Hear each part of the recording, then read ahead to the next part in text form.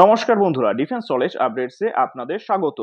তো বন্ধুরা, মধ্যপ্রাচ্যের রাজনীতিতে যখনই আমেরিকা এবং ইরানের মধ্যে উত্তেজনা ছড়িয়ে পড়ে, তখনই দক্ষিণ এশিয়ার দুই প্রতিবেশী দেশ ভারত ও পাকিস্তানের ভূমিকা নিয়ে কাটাছেঁড়া শুরু হয়। পাকিস্তান বারবার মধ্যস্থতাকারী হিসেবে নিজেকে তুলে ধরার চেষ্টা করলেও দিনের শেষে তাদের ঝুলিতে কেবল ক্ষতি জমা হয়েছে। অন্যদিকে বিশ্বের অন্যতম উদীয়মান শক্তি হওয়া সত্ত্বেও ভারত কেন এই দ্বন্দ্বে সরাসরি মধ্যস্থতা থেকে দূরে থাকলো?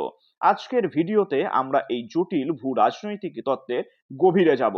তাহলে দেখুন, পাকিস্তান ঐতিহাসিকভাবে মুসলিম বিশ্বের নেতা হওয়ার আকাঙ্ক্ষা পোষণ করে, কিন্তু আমেরিকা ইরান দ্বন্দ্বে মধ্যস্থতা করতে গিয়ে পাকিস্তান তিনটি বড় সমস্যার সম্মুখীন হয়েছে। প্রথমত, পাকিস্তান একদিকে আমেরিকার দীর্ঘদিনের সামরিক মিত্র, অন্যদিকে ইরানের প্রতিবেশী।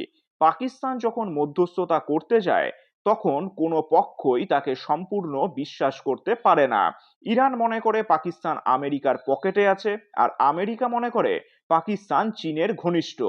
দ্বিতীয়ত হচ্ছে, পাকিস্তান যখনই ইরানের প্রতি নরম সুর দেখিয়েছে, তখনই সৌদি আরব এবং আমেরিকার পক্ষ থেকে আর্থিক সহায়তার ওপর চাপ সৃষ্টি করা হয়েছে। আবার ইরানের সাথে সম্পর্ক রাখতে গিয়ে ভারত পাকিস্তান সীমান্তের নিরাপত্তা ও বাণিজ্যের ক্ষেত্রে তেহরানকে পুরোপুরি পাশে পায়নি ইসলামাবাদ। আর তৃতীয়ত, পাকিস্তানের একটি বিশাল অংশ শিয়া মুসলিম। ইরানের সাথে সম্পর্কের টানাপোড়েন বা আমেরিকার পক্ষ নেওয়া, উভয় ক্ষেত্রেই পাকিস্তানের ভেতরে সাম্প্রদায়িক উত্তেজনার ঝুঁকি তৈরি হয়। মধ্যস্থতা করতে গিয়ে পাকিস্তান নিজের দেশের আভ্যন্তরীণ স্থিতিশীলতাকেই ঝুঁকির মুখে ফেলেছে। এখন প্রশ্ন হলো, ভারত কেন মধ্যস্থতায় গেল না? তাহলে দেখুন, ভারত বর্তমানে বিশ্বের পঞ্চম বৃহত্তম অর্থনীতি এবং বিশ্ব রাজনীতিতে একটি বড় শক্তি। তবুও ভারত কেন এই দ্বন্দ্বের মধ্যস্থতাকারী হিসেবে এগিয়ে এলো না? এর পেছনে রয়েছে কিছু কৌশলগত ও বাস্তবসম্মত কারণ। এখন সেগুলোই আমরা দেখে নেব। তাহলে দেখুন, ভারতের বিদেশ নীতির মূল মন্ত্রই হলো কারো আভ্যন্তরীণ দ্বন্দ্বে সরাসরি হস্তক্ষেপ না করা। ভারত আমেরিকা ও ইরান উভয় দেশের সাথেই চমৎকার সম্পর্ক বজায় রাখতে চায়। মধ্যস্থতা করতে গেলে যে কোনো এক পক্ষের বিরাগভাজন হওয়ার ঝুঁকি থাকে, যা ভারত নিতে চায়নি। দ্বিতীয়ত, ইরানের চাবাহার বন্দর ভারতের জন্য কৌশলগতভাবে অত্যন্ত গুরুত্বপূর্ণ। আবার আমেরিকার সাথে ভারতের প্রতিরক্ষা ও বাণিজ্যিক সম্পর্কও গভীর।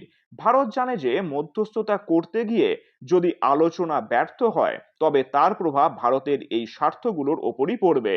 আর তৃতীয়ত হচ্ছে, ভারতের সাথে বর্তমান সময়ে ইসরায়েলের সম্পর্ক অত্যন্ত ঘনিষ্ঠ। ইরান ও ইসরায়েলের শত্রুতা সর্বজন বিদিত। এই পরিস্থিতিতে ইরানের হয়ে মধ্যস্থতা করতে গেলে ইসরায়েল এবং আমেরিকার সাথে সম্পর্কের ভারসাম্য রক্ষা কঠিন হয়ে যাবে। আর চতুর্থত হচ্ছে, ভারতের প্রধান অগ্রাধিকার এখন তার নিজের সীমানা রক্ষা, বিশেষ করে চীন ও পাকিস্তান ইস্যুতে, এবং দক্ষিণ পূর্ব এশিয়ায় প্রভাব বিস্তার করা। মধ্যপ্রাচ্যের কয়েক দশকের পুরনো দ্বন্দ্বে জড়িয়ে ভারতের কূটনৈতিক শক্তি ক্ষয় করার প্রয়োজন মনে করেনি নয়াদিল্লি। এখন প্রশ্ন হচ্ছে, ভারত বনাম পাকিস্তান কার কৌশল সঠিক ছিল? তাহলে দেখুন, বিশ্লেষকরা মনে করেন যে পাকিস্তানের মধ্যস্থতা করার চেষ্টা ছিল মূলত বিশ্বমঞ্চে নিজের গুরুত্ব জাহির করা এবং আর্থিক সুবিধা পাওয়া। কিন্তু ভারত নীরব কূটনীতি পালন করে নিজের স্বার্থ হাসিল করেছে।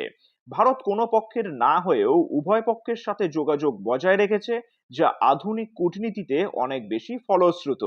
পরিশেষে এটাই বলা যায় যে মধ্যস্থতা সব সময় পুরস্কার হয়ে আসে না। কখনো কখনো এটি গলার কাঁটা হয়েও দাঁড়ায়।